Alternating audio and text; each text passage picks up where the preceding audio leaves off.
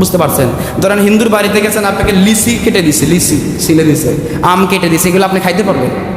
তাকে সামাজিকভাবে সাহায্য করবেন। তার মেয়ের বিয়ে হচ্ছে না, টাকা পয়সা দিবেন। একটা ঘর নাই, হিন্দুকে ঘর করে দিবেন। এটা দিস ইজ ইসলাম। এমনটা আমাদের হিন্দু দাওয়া দিতে যাইতে পারবেন না, এমনটা নয়, আপনি যেতে পারবেন। তাই বলে দুর্গা উৎসবে যাওয়া নাজায়েজ এবং হারাম।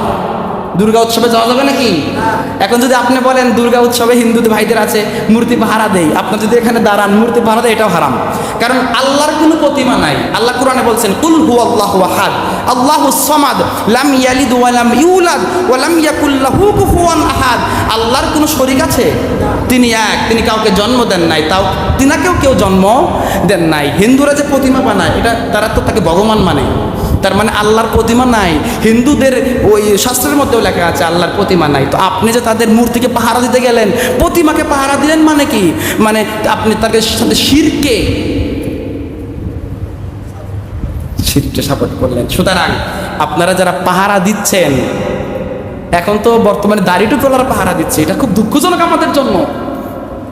এটা হয় না, এটা পাহারা দিলে এটা শিরকে আপনি নিরাপদ করতেছেন।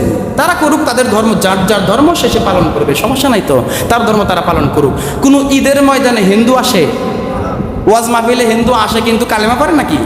আসে না। তারা আপনার কোনো অনুষ্ঠানে, কোনো ঈদে আসবে না, শবে কদরে আসবে না, শবে বরাতে আসবে না, এরপরে রোজার মধ্যে সে রোজা রাখবে না। তা আপনার কোনো অনুষ্ঠানে সে আসে না, কিন্তু আপনি তার অনুষ্ঠানে কেন যাবেন? তাদেরকে মান তাশাব্বাহা বিকওমিন ফাহুয়া মিনহুম, যে ব্যক্তি তাদেরকে সাপোর্ট দেয় সে সেই দলের অন্তর্ভুক্ত হয়ে যায়। এজন্য আমরা দুর্গা পূজার সাথে মুসলমানের কোনো সম্পর্ক থাকতে পারে না। আমরা এর থেকে হেফাজত করুক আল্লাহ আমাদেরকে, বলেন আমিন। তাহলে এক মুসলমান যখন আপনাকে দাওয়াত দেয়, আপনি সেটাকে অ্যাকসেপ্ট করবেন, গ্রহণ করবেন, কারণ সে আপনার মুসলমান ভাই। আল্লাহ রাসূল তো ইহুদির বাড়িতেও যাইতেন, তাই না? ইহুদির বাড়ি যাইতেন, তাকে আল্লাহর রাসূল ইহুদির বাড়ি গিয়ে কালেমা পড়তে বলা হতো না।